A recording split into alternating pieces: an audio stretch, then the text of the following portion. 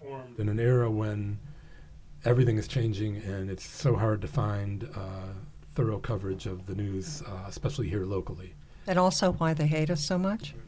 In an era when No, I mean, I think it's true. And it's so hard to find. Yeah. I coverage of mean, the news, I especially think, here you know, locally. I think a lot of it is self-inflicted, you know. I mean, and I think that we've done such a bad job for so many years of explaining, like, what we do and how we do it and why we do it. And so it's not like this horrible vacuum. And so, you know, there are individuals who come along, and I don't think just one individual who we're all thinking about. I think this started back in the 90s where, you know, where this distrust and this anger has been, you know, was weaponized. You know, you can make a lot of money and you can make a really great political strategy out of hating journalists, and we made it easy for them. I mean, you can help fill in the blanks on the capitalist, but the capitalist is essentially we cry, we weep, we gnash our teeth. So, you know, this is this online news organization. I think it claims like 30,000 readers. Is it a news organization? It calls itself a news organization, you know. And they drop into your email every day. Yeah, they if you do. allow. And so they were, I think the nice word is opaque about their financial backing, which was, Joel, you know. Well, there has been some reporting out of more mainstream media that they reject that the capitalist was getting most of its money from FPL, but they weren't telling the readers that. They were writing about issues having to do with FPL. They were writing about issues that had nothing to do with FPL, but there was nothing on their website or in their newsletter that was transparent about where the money came from, which is a cardinal sin in newspapers and journalism and media. Yeah, but people don't know that. You know, I think there's so many people who think that, quote, mainstream media, whatever that really is, you know, that we have been run by big business all along. I think, I don't know where I got this quote, but I don't think I'm lying when I read it.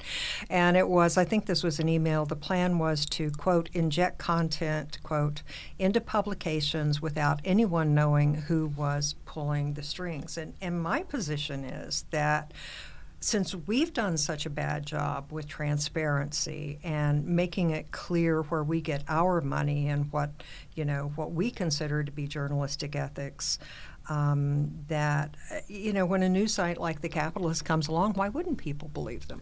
I mean, I think people believe all of us do exactly what they're doing. And Pat, just for the benefit of our listeners, what is The Capitalist and who's behind it?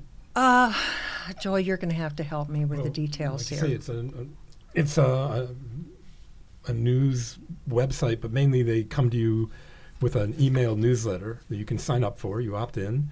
And every day you get an email with their latest stories, and you know, I don't want to speak for them. I mean, Well, who's behind them? I mean, you and I do that. well, too. FPL. Okay, I don't know that we talked about that yet. Yeah, the So- FPL, is, according to the reporting in some of the other mainstream media, there are documents that show FPL basically was paying the salaries of the people working on it, which Joe and I, just to be transparent, are not being paid salaries to be on joegopozzi.com or ongardens.com .org. We would love to have salaries, so you know there is that.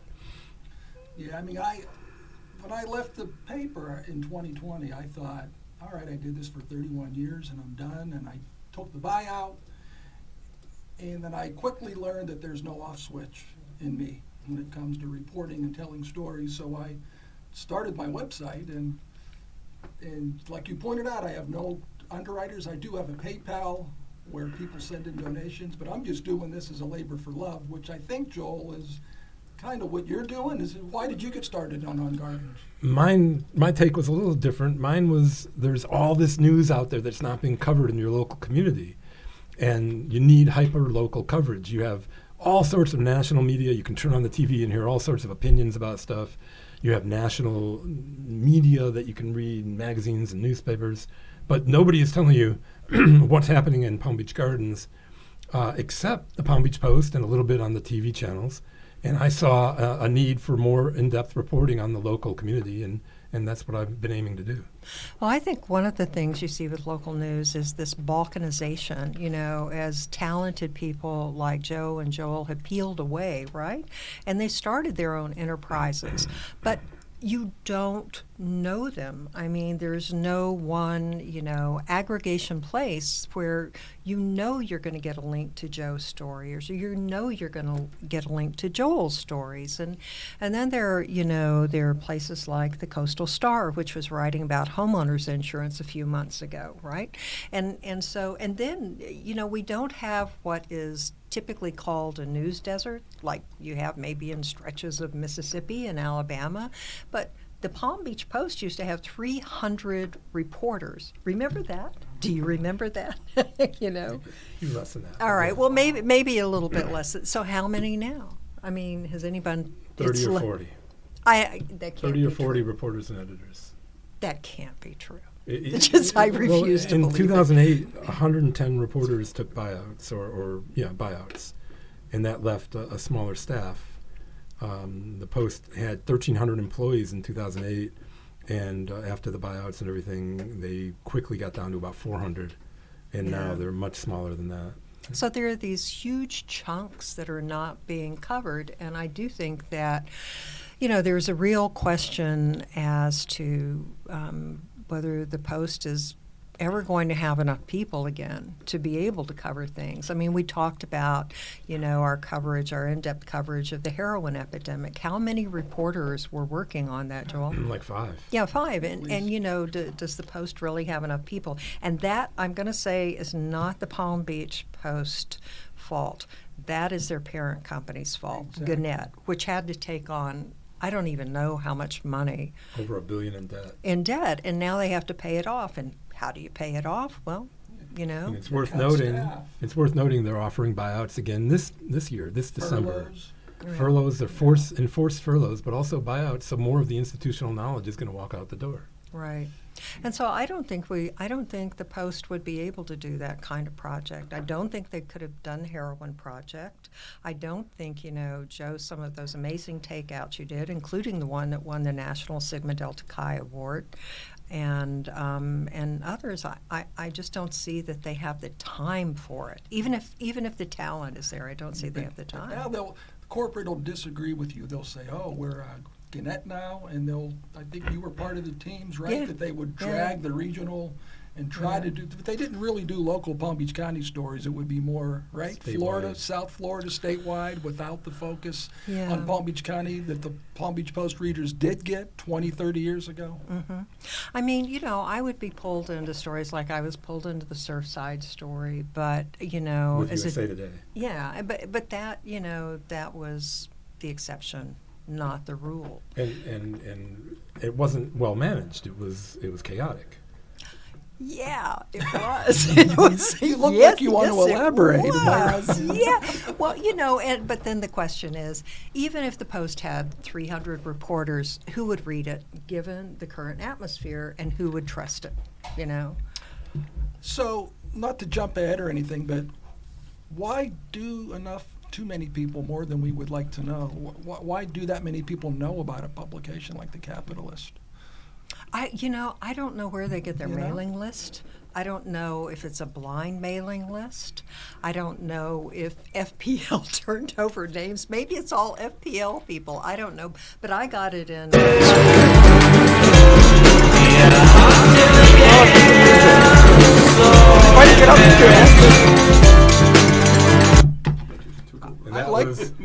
Can we do that? That was Let's engineer do that. Will. At the wheel. Will, can we do that every 5 or 10 minutes? It's true. That's true. Especially if we pick money. I don't know where they get all the readers, but they get all. We say there are readers. Okay. All we really know is that there are email addresses. What I found is there's a safety review. They put out stories, statewide interest. You click on them, and it might be The Capitalist, and the first thing they do is they hit you up with join our newsletter, get these newsletters every day. and you're basically not paying anything, but you're going to view the world through the right-wing lens. And it's always interesting because they always have a separate take on what the mainstream media is reporting. Go for it.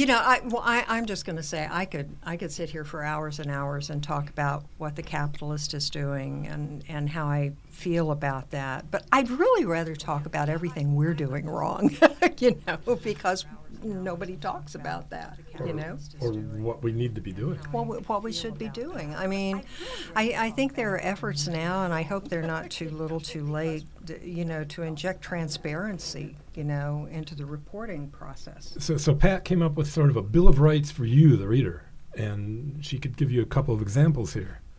Well, what would be my favorite one? Well, I think especially if you're watching cable news, you have a right to be informed really clearly about what content is opinion and what content is news. Because, I feel like if you're watching cable news, you're not watching cable news, you're watching cable opinion. Exactly. Where you have essentially, columnists giving their opinion about news. But I cannot tell you how many people I've spoken with who think they're getting news when really they're listening to, whether it was Rachel Maddow or whether it was Tucker Carlson, they're listening to opinions. And, we know, but maybe, There's an readers don't There's know. an echo chamber where they bring on guests who will echo their message Right. and reinforce it, and it's very powerful. And also, I just want to say, too, that if you're an opinion writer, if you're giving opinion, you're not anchored to the truth. You do not have to necessarily tell the truth. If you steer clear of libel laws, you can say pretty much whatever you want to, and you're safe. And so people think, well, they're saying outrageous things. It must be true. Nobody's calling them on it. Well, no. I mean, they're doing what opinion writers in perpetuity have done. So, I think that's one of my pet peeves. So you are listening to The Reporters, Joe Capozzi and Joel Engelhardt here with Pat Beall talking about the state of the news industry. And at some point we're going to post your Bill of Rights so listeners, when they go onto the website, they can read them for themselves. But first I have to ask, I read through them.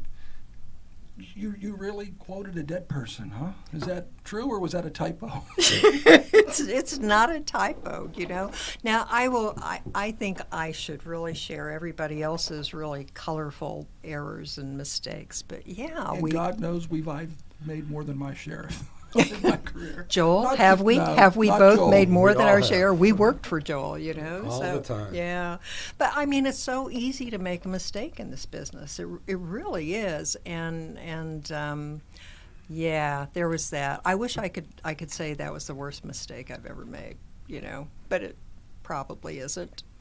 But I'm not going to talk about the rest of them either, There's something else here you wrote that is more termed toward the obligation of the reporter to the reader and the listener. I just wanted to read that for you.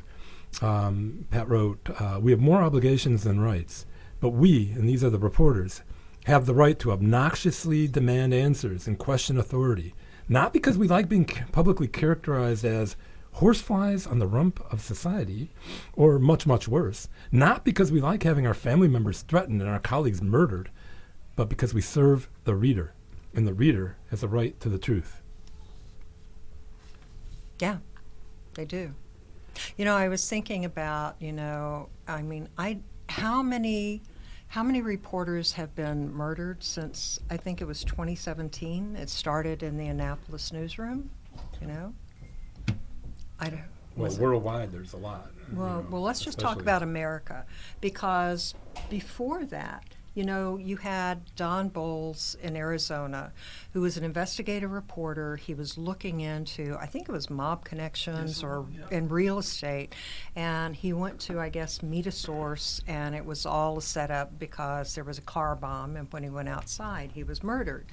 But it's such a rarity. I mean, how many times since then have reporters been murdered? And the answer is not very many. And I haven't even looked at all the numbers of reporters, including what's known as citizen journalists, who've been assaulted, But the number was growing the last time I looked at it. And then, of course, you just had, the reporter who was stabbed in his driveway. And somebody said to me, well, the person who stabbed him was a Democrat. But that's not the point. The point is, it is open season on reporters. And I do worry about my colleagues. Yeah, reporters, and what was the latest headline? Nancy Pelosi's husband. Someone went into broke in and looking for Nancy, and the husband's in the hospital. Anyway, not that we're putting ourselves on the same platform, but the violence is rising.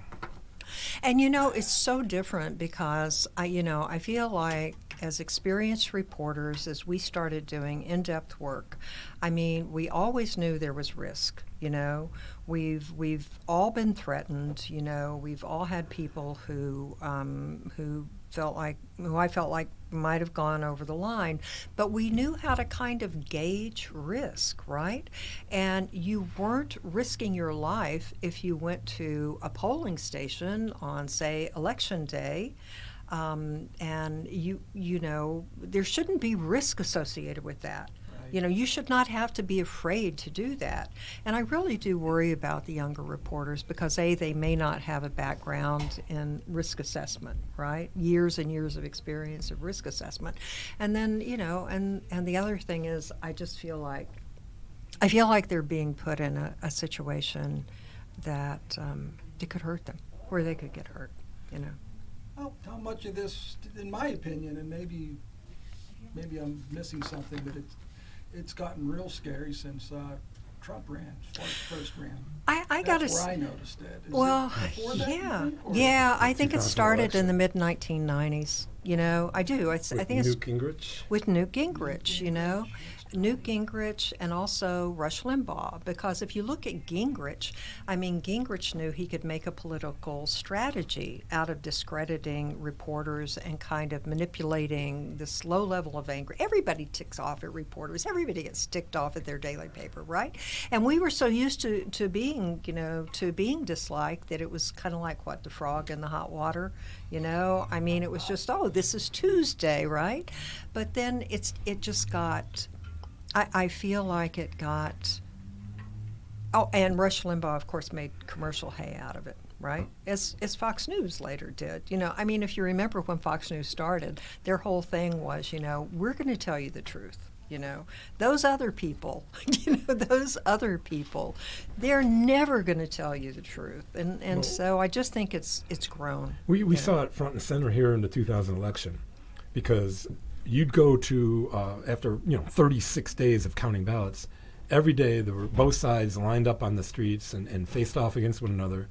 And there was anger and there was hostility, but you didn't feel like your life was in danger and it wasn't vicious. Yeah. It hadn't gotten to the point of violence like it has through the last 4 or 5 years, and the George Floyd killing was a big factor in that, and there's just been and the pandemic forcing everybody inside, and so the world is changing, and for media we are a target, and we've always been a target, but we become more of a target. And it just concerns me that this Trump's fake news phrase has become so ubiquitous now, and it's like new. I think there's just a lot of people just latch on to fake news anytime they're angered with something, and I don't know that it's ever going to go away. Yeah, words are powerful, aren't they? Yeah. They really are very, very powerful in how you frame something. But I still feel like if we had been more transparent, if we had talked to people, if we had gotten out and listened to people, and they could ask questions like, why did you use an anonymous source? Where do you get your money? That sort of thing. I think we couldn't have diffused all of it, but I think we couldn't have diffused all of it. Maybe we couldn't have diffused any of it, but I think we had a responsibility to do that. You have a right to know the policy on anonymous sources. Yeah. You have a right to online access to the original source documents. Those hyperlinks in the stories online, if you click them, you should be able to see the fact that the person writing is citing. Document cloud. Document cloud, yeah. If listeners don't know what that is, if you're reading a story and they're talking about a lawsuit, usually a responsible news story will have the lawsuit hyperlinked in the text. You click the link and there's the court document. So, real news. And a journalistic group came up with a way to do that with PDFs, so they don't have to exist as a URL. You can drop them into something called Document Cloud, and the public can get source access to documents, and it's all public. What's the name of that group? It's not Muckrake now owns it, but they didn't start it. Yeah, and I think that the other thing on this Bill of Rights I wanted to emphasize was that has to do with conflicts of interest, right? Because I won't get into the gory details, but locally there's a major news organization where they've had 2, maybe 3, what would have been considered scandals, in an earlier time, a not so earlier time, right? And so I think people have a right to reporting where you're not taking expensive gifts. I mean, what was it at the Post? We could have no meals at all, right? Could be provided to us. So you go to lunch and we both have hamburgers, and they say, they say something like, "Oh, I'll get your hamburger and fries," and it was like, nope. The Post insisted on paying, and you don't take theater tickets, you don't do any of that stuff. Yeah, or worse, much, much worse. So what do we do though with this balkanization to cover a local community as large as 1.5 million people in Palm Beach County, when you have, in the 1980s, they literally had 3 daily newspapers fighting for every reader, the Miami Herald, the Sun Sentinel, and the Palm Beach Post. And now the Sentinel has withdrawn almost back into the Broward line. The Herald is long gone, and the Post is a shadow of its former self. Wasn't there 2 newspapers in West Palm way back? Was it the Post-Times? Was that separate from the Post? There was the Post and the Times, and they merged and became the Post-Times. And then there was a shiny sheet on the island. There was an afternoon paper and a morning paper, and now people can't get their paper delivered. I mean, No, the biggest complaint. That's another show. That's a whole other. That's the biggest complaint, and so we're moving away from the print product that is going to be gone in the next 5 to 10 years, and you'll be reading it online anyway. You'll be reading it on your phone. So why not read it from us? And well, yeah. I mean, I don't know if I should make a pitch here, but I can tell you. You should. Okay, thank you. I have permission. This is the anything you internet. want, We've right, established we can say anything. Will nods vigorously. He's nodding no, but you can't see that. so we're free, right?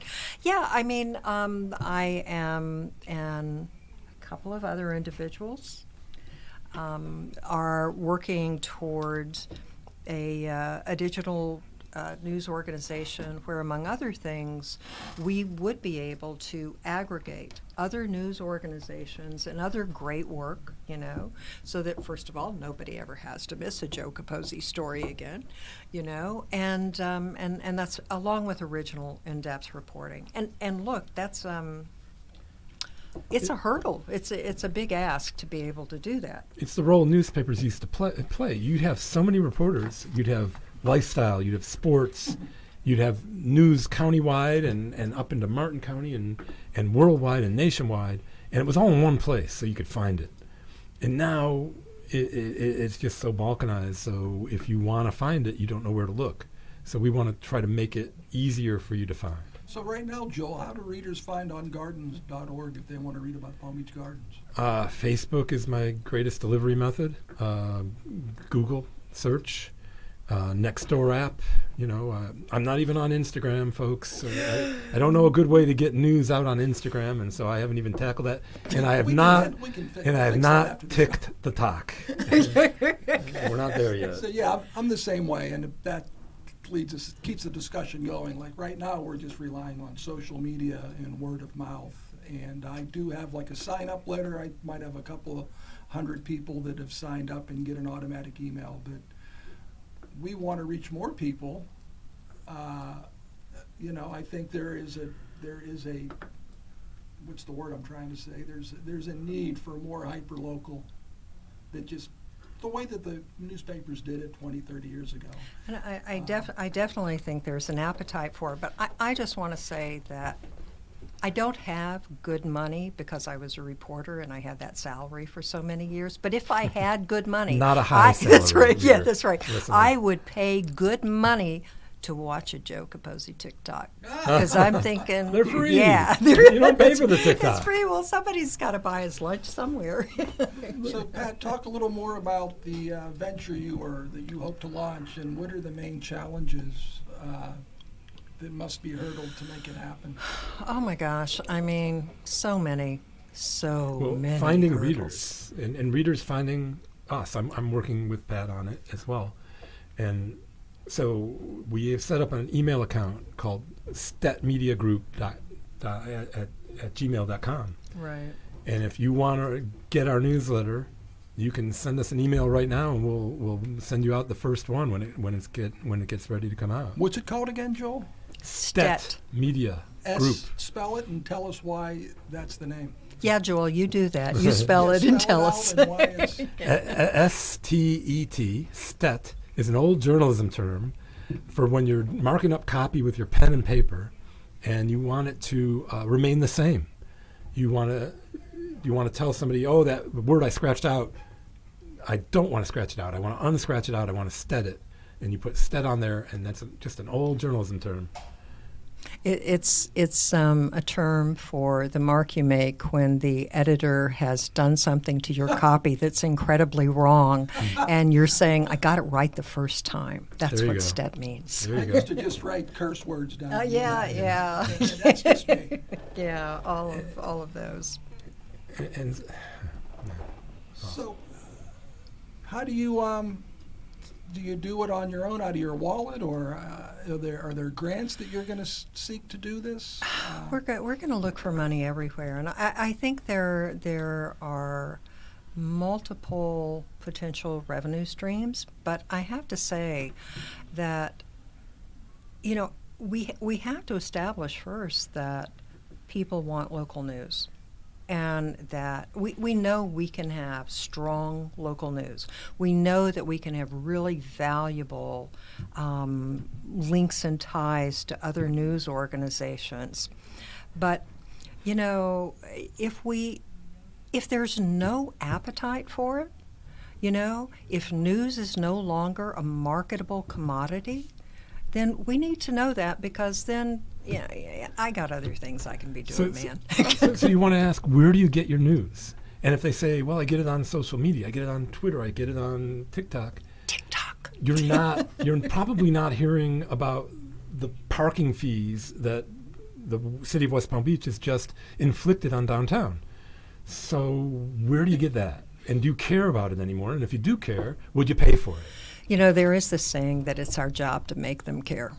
And I think there's some truth to that. I think if we're writing stories and we're not giving people something that is of value to them, if we're not explaining why they should care about these things, then we failed, Even if we win awards for it, we failed. Yeah, one challenge I've had, and I don't know if you've had this, Joel, when I post stories on Twitter or Facebook, I'll put them on Engage, it's a great Facebook page, Engage West Palm Beach. But a lot of times people will make a comment and it's apparent where they've read the lead-in or the headline and didn't read, well, why are they playing here? And it's like, click the story, read it. And I just think in the age of Twitter, people are so used to reading, what's the character count now, 160 or whatever, that's all they want to read.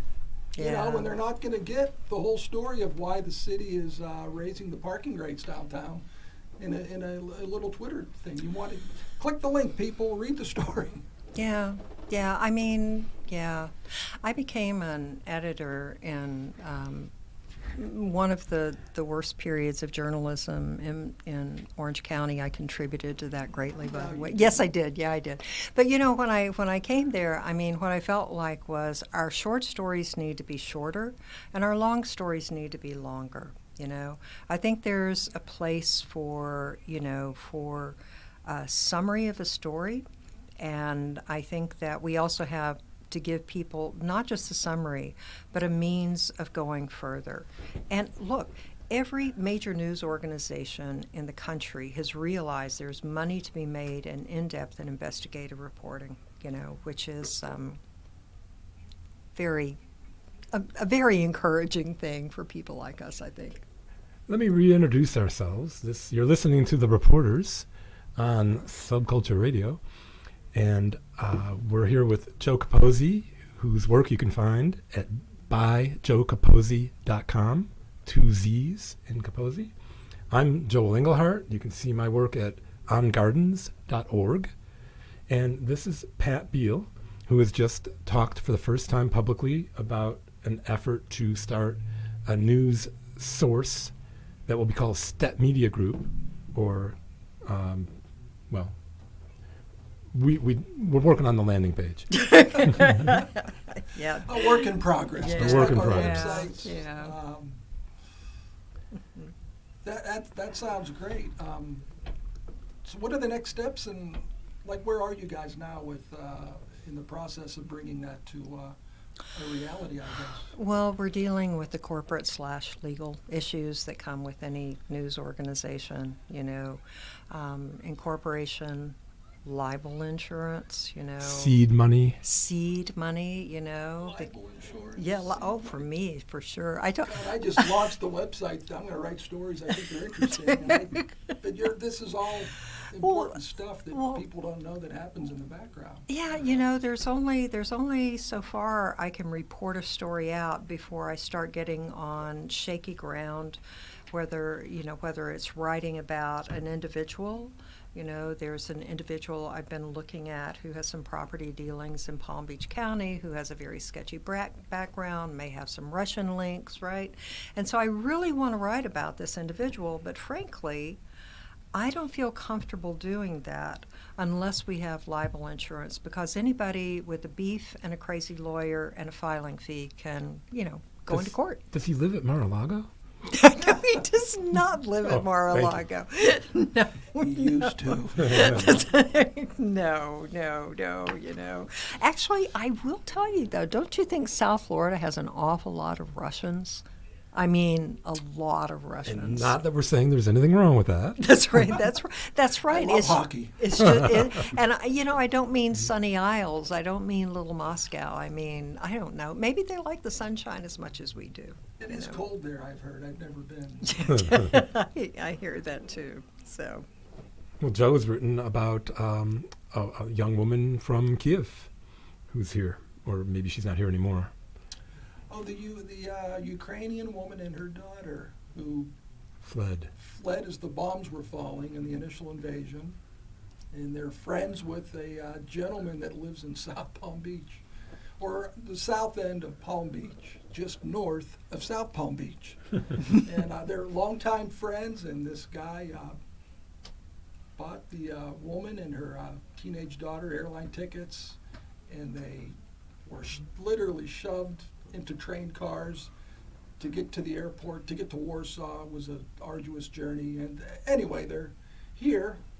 Wow. And if you go to my website, you can see the story. But I haven't checked in with them in a couple of months. But I remember when I spoke to them, they didn't want to do an interview. They were shell-shocked, and they were online, always looking for the latest things that are happening. And her one comment to me, when she finally agreed, she was like, "Look, we're not here on vacation. We're just trying to survive." Yeah. What a compelling story. But anyway, and who knew at the time that it would still be going on? I mean, she got out fairly shortly after it started. yeah, and her husband and her sons are still there, fighting the good fight. Yeah. But she's not alone. I think there's a lot of Ukrainians that have fled to all parts of the United States, including South Florida. But that's another example of an international story that's happening right in our backyards. And Yeah. Do you remember how I used to say in the newsroom that every weird thing, no matter how national, eventually had a link to Palm Beach County? everything. Well, Florida's like the country's drain. It all flows, right? We've all heard of Florida Man. Florida. Yeah, that's right. So what are you writing about, Joel? It's a secret. No, not really. No, I try to cover, little bits and pieces of Palm Beach Gardens. Yesterday night, there was a meeting, the Department of Transportation, talking about how cars get onto I-95 at PGA Boulevard. And they're starting a $10 million project on November 9th that's going to take over a year. And for the first time, they basically said it's not going to help the backups of cars on PGA Boulevard that you see every day from the Palm Beach Mall, the Gardens Mall, to the highway, because this project just isn't really designed for that. But we're still going to spend $10 million, and we're not going to help the problem. That's great. So what are they doing? Where's the money? Are they buying gold-plated railings for the highway? They're doing a project to make it easier. Once you hit the highway to merge, there'll be a new merge lane for the people coming in on the right. It's a little complicated. And they've always said that was the project, but initially they said that might or should help the backups. Last night, they had all the engineers there saying, we never studied the backups. We are not going to help the backups. If it does, that's a nice turnout of events, but, we'll see in a couple of years when it's done. That's such a great example of the importance of local news. I mean, how your taxpayer money is being spent. Who knew? Who knew? And that's the tip of the iceberg. I mean, there's zillions of examples that are not being written about where government waste, local government waste especially. Yeah. There's 39 cities in Palm Beach County, and the Palm Beach Post and the TV channels can't possibly cover them all. It's just too much.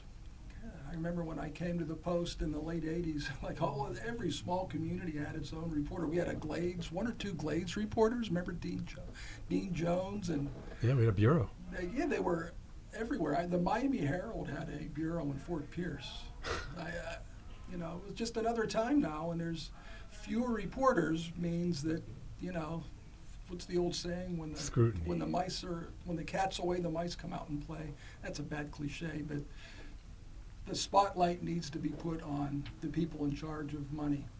Yeah, that's the question I guess I'm asking is, if you don't read newspapers, do you care how your tax dollars are spent? And you say, well, I rent, I don't pay taxes. Well, when you go to the store and you buy something, you're paying a 6% sales tax. And when you go to the gas station to gas up, you're paying a tax for gas. And your landlord at the place you're renting from is paying a property tax. And it's all going to the government, and nobody's really watching how they're spending it. And that has to change. And that's why you're doing what you're doing, I'm doing what I'm doing, but we're I guess we're on the internet, I can say we're peeing into the fire and the blaze is going.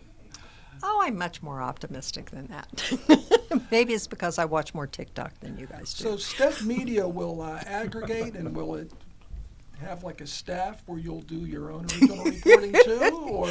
Well, yeah, we'll do original reporting, and I've got some stories, lined up and ready to go, and we think they're compelling, and hopefully we'll also address some of these topics that are not being covered, like business, and the example I give is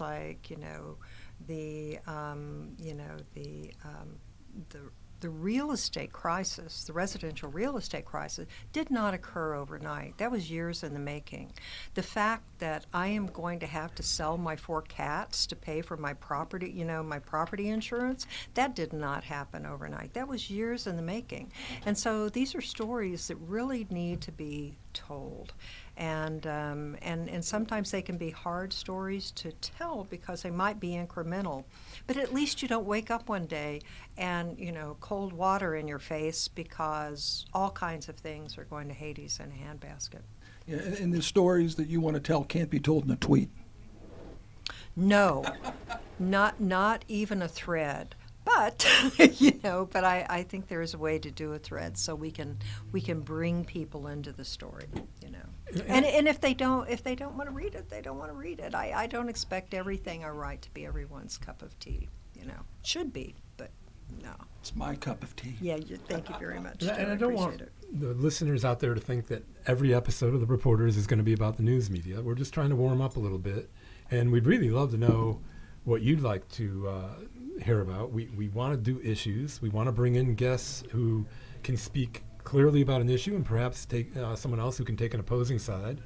So we're very interested, and if we had an email address, we'd ask you to email us. But for now, you could go to our websites, and you have contact information, Sure. right, on ongardens.org Absolutely. and byjoecapozzi.com. There's a link there too to reach out to me. But yeah, I mean, listeners, this show's about you. If you give us ideas, we want to do stories that you care about too. Next week, we plan to talk about the housing bond that's on the November 8 ballot. So if you haven't voted yet, hold off a little longer. The county is asking the voters to give it $200 million to spend to supplement affordable housing and to make it happen more.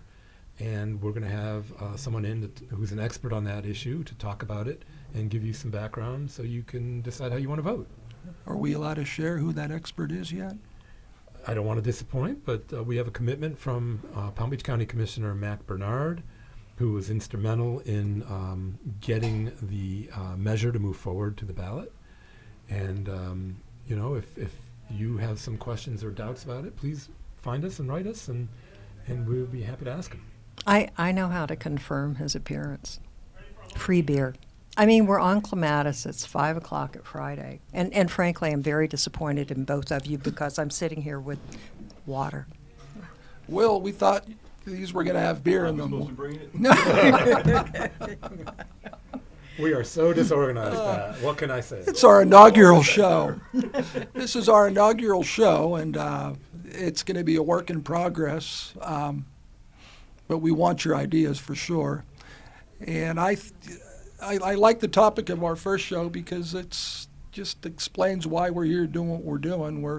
We both three people that are no longer employed full time by the major media, so the Palm Beach Post, and we're still carrying the torch. We still want to do it. We still want to bring news. We think it has value to the community, and we're trying to find that sweet spot where it works, and we can pay our mortgages and car payments while we do this. And yeah, I have not been doing that for the last year, but I still like what I'm doing. You should know that, working for a newspaper is not a high-paying job, and more they're bringing in younger reporters and asking them to work for less than a prevailing wage where they can afford a place to live. And Gannett is the largest newspaper chain in America with over 200 newspapers nationwide, and they just announced that all of their, maybe not all, but most of their reporters and editors are going to be required to take a week off without pay right before Christmas. So it's not, you can be critical of your local media, but they're not well paid and they're working really hard. Yeah, and what I'm doing, and maybe Joel, you agree too with the reason you're doing it, is I'm not competing with the Post. I almost feel like I'm filling a void that they just can't get to.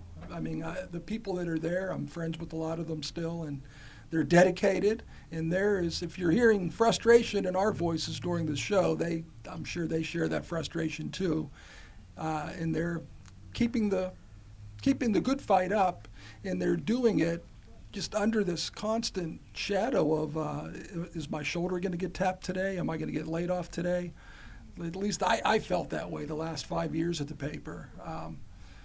So yeah, they're doing hard work in very, very tough conditions, and I see on social media people love to go on and make fun of a typo in a Palm Beach Post headline or something like that. And that's not necessarily their fault. This bare bones staff, they're doing what they can, and if the corporate owners really cared about journalism, they would put the resources in to make it function the way it should.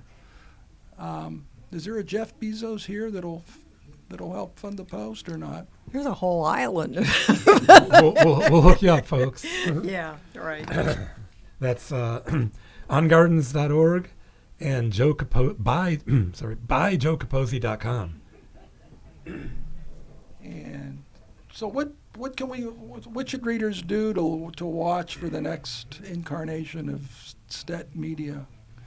Invite me back. Just occasionally Google launch. that, and maybe it'll appear one day. No, It'll we'll be up make and sure running. that It'll be Yeah. an email product. So Yeah. we're hoping to hit your email box, and you'll accept and opt in.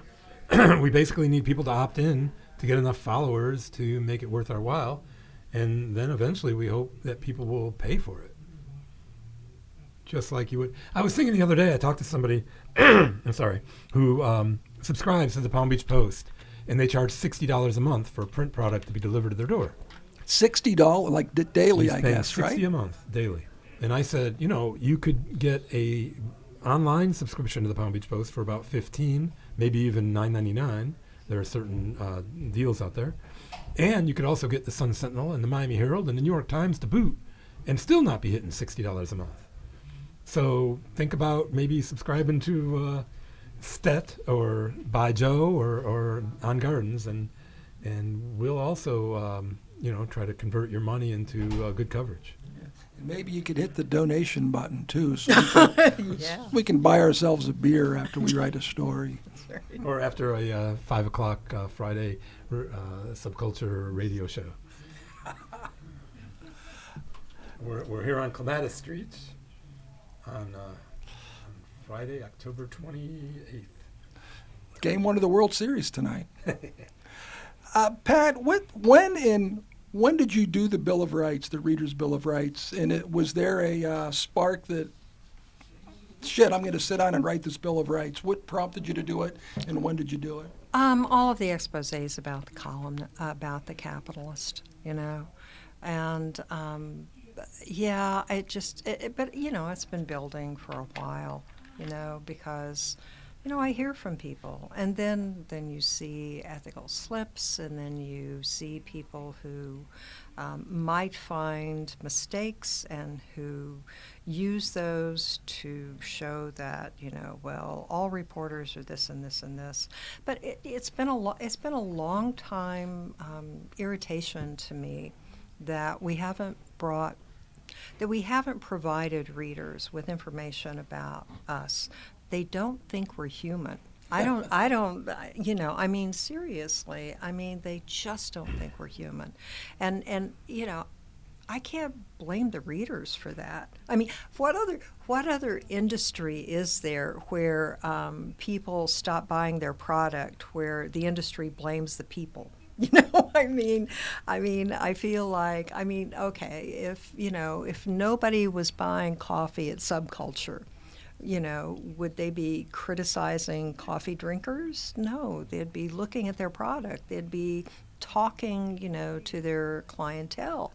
They'd be trying to do different things, and they'd be trying to do it quickly. And I feel there's just a lot of room and improvement on our part. And I'm tired of hearing, well, it's the internet's fault, or young people don't read. That's on us. That's on us.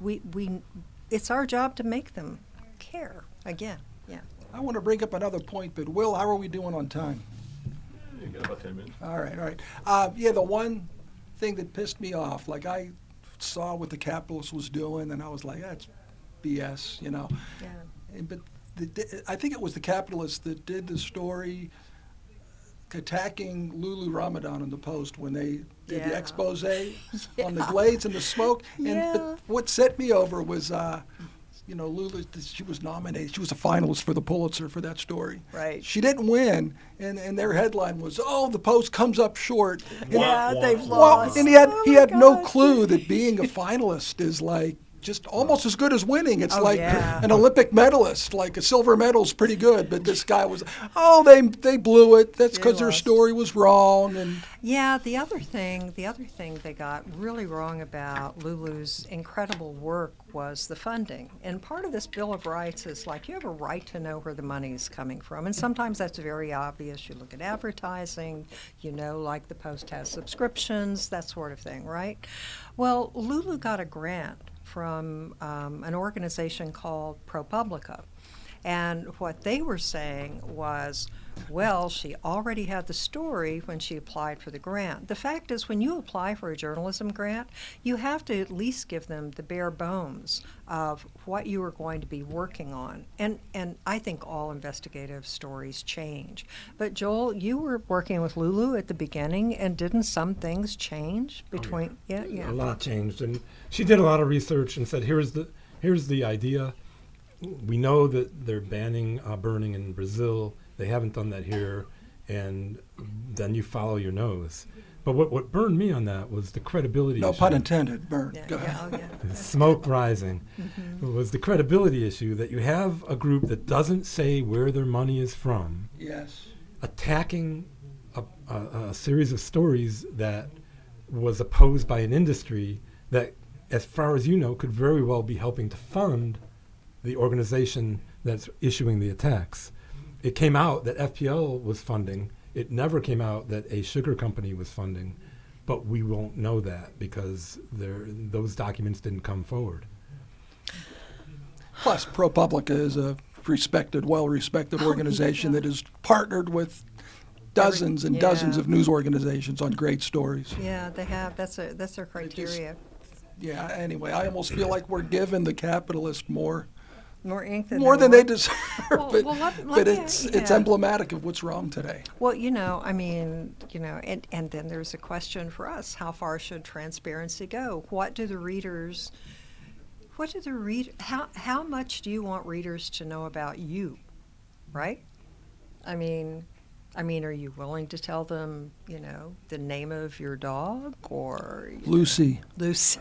I thought you had 2 dogs. Ginger, Thank you. See, you weren't going to go the whole route. not- hands off, stay away from Yeah, I'm not going there. Yeah, but I mean, what do we owe the readers about who we are? Because typically, it was like, you don't know anything about me. I'm a cipher in the world, and that's the way it is, and go away. But how much do they need to know about us? Good question. What do you think? Well, should we tell them our home address? Because No. No. look at Nancy Pelosi. No. Her home address was out there. But is it okay to tell them that we're like in Palm Beach County? I mean, I Sure. can't say beautiful downtown Cloud Lake because there are only 170 people who live there, right? Process of elimination. That's right, they'll find And you. I just did, right? Yeah, But yeah, You can Google us and probably find all that. yeah. And what about being on? I mean, people already believe they know how we vote. People already believe what our political party is. And there was actually a Palm Beach Post reporter who refused to vote. Not only refused to, Register as a yeah, refused to vote, and he's not the only person I know who did that, because of the allegation. But yeah, I think it's valid, to ask how much we should be telling. And it seems like that is a big part of social media now, where the reporters they'll personalize their page to a degree to engage more with the reader. And I'm kind of old school where that's like weird for me, but maybe I need to dip in and do that more to attract more readers. It's just part of the job, though, that you're going to have enemies. You're writing about people. You're writing things they don't want known, and they're not going to like it.